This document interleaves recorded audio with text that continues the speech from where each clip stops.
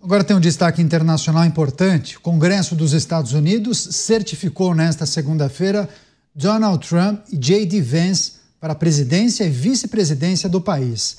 A atual vice, Kamala Harris, que também preside o Senado, foi responsável por coordenar a contagem dos votos dos delegados no Capitólio, sede do Legislativo norte-americano em Washington.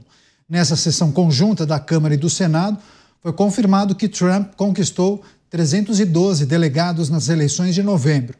Essa cerimônia de posse do republicano está marcada para o próximo dia 20. Cristiano Beraldo, Congresso certificando a vitória de Donald Trump, expectativas para a posse no dia 20 e, claro, perspectivas para uma mudança de rumo dos Estados Unidos, né? O que está por vir?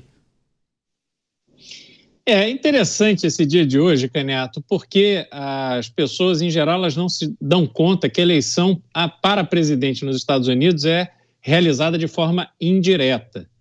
Então, são 50 eleições, cada um dos estados, dos 50 estados norte-americanos, faz a sua eleição interna. Cada estado tem um número determinado de delegados e, conforme o resultado do estado, os delegados, no dia de hoje, se reúnem em Washington e votam. Os estados entenderam que era melhor consolidar todos os votos dos delegados para aquele que ganhasse a eleição no estado. Então, eles fazem a matemática, né? Quando a gente acompanhou a apuração aqui na Jovem Pan News com o André Marinho e Fabrício Knight, no dia da eleição, a gente pôde acompanhar, né, a conquista dos votos delegados dos estados. Então, hoje foi o evento de consolidação do resultado da eleição. É hoje que, efetivamente, a eleição aconteceu. E aí é interessante ver a dinâmica, porque Kamala Harris, numa posição de conduzir o processo em que ela é a grande derrotada. A sorte dela é que ninguém nem mais lembra quem é Kamala Harris, porque ela era irrelevante antes da eleição, e ela continua irrelevante. Então, simplesmente página virada e ela volta para o ostracismo, falando só para aquela turma ali da Califórnia que deu alguma visibilidade a ela ao longo da sua carreira política.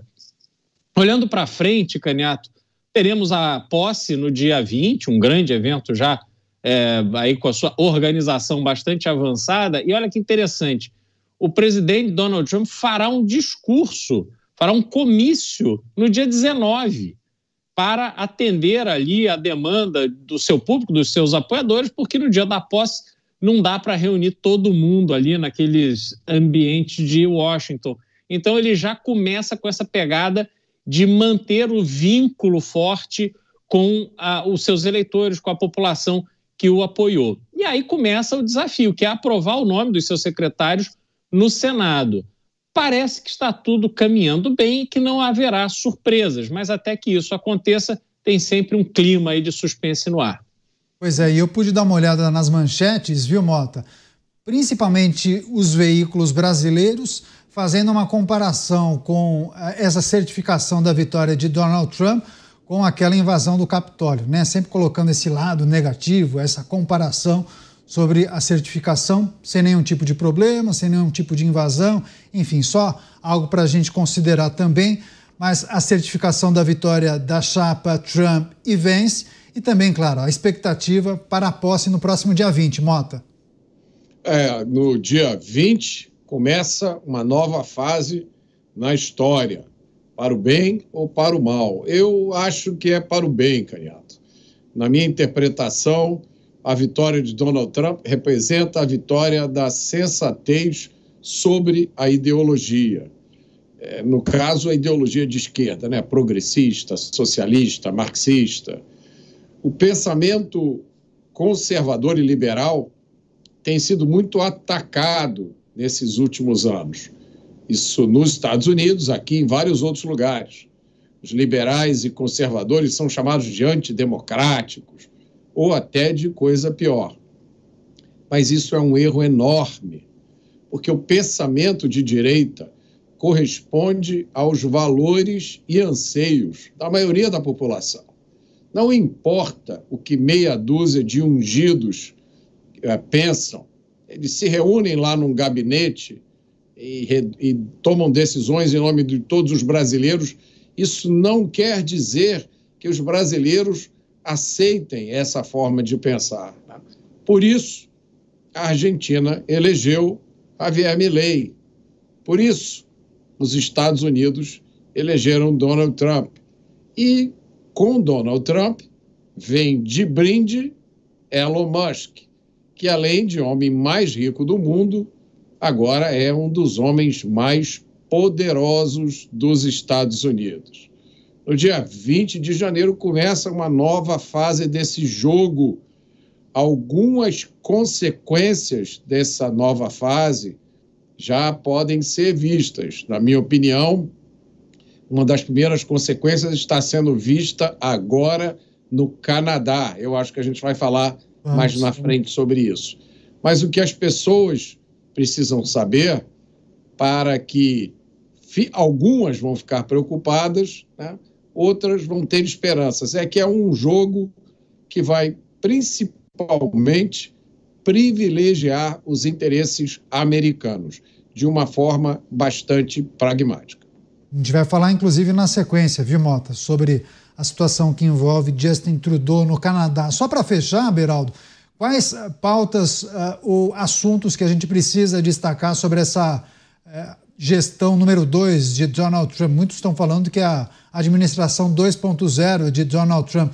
Falou-se muito sobre as tarifas, o caso que envolve a deportação de imigrantes ilegais, enfim, há muitas expectativas sobre a economia também, as medidas que serão tomadas por Donald Trump, mas também muita expectativa para a maneira como ele vai conduzir as relações internacionais, de olho nos conflitos que acontecem no Oriente Médio, mas também entre Rússia e Ucrânia, né? Sem dúvida, e sobre esse último ponto, a guerra entre Rússia e Ucrânia, o governo Biden está aí ensaiando um novo conjunto de medidas contra a Rússia. Então, vai impor mais sanções a navios petroleiros russos, vai fazer a redução do preço máximo de que cargas russas podem ser comercializados de petróleo e derivados de petróleo, e isso tem um impacto interessante, porque bancos, seguradoras, todos os players desse universo do mercado de petróleo não podem sequer processar pagamentos ou fazer seguros ou participar de alguma forma de negócios que estejam acima desse preço limite imposto pelos Estados Unidos e pela Europa.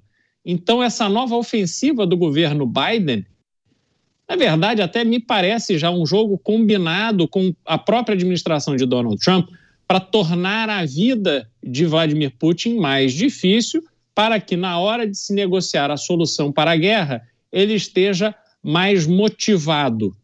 E, além disso, há uma série de desafios internos também, Canhoto, como você mencionou. A questão da imigração é a primeira delas. Ele precisa do apoio dos governos locais para poder buscar e expulsar os imigrantes ilegais. Parece que o México já se colocou à disposição para receber esses imigrantes, afinal de contas, quase todos eles vieram justamente da fronteira com o México.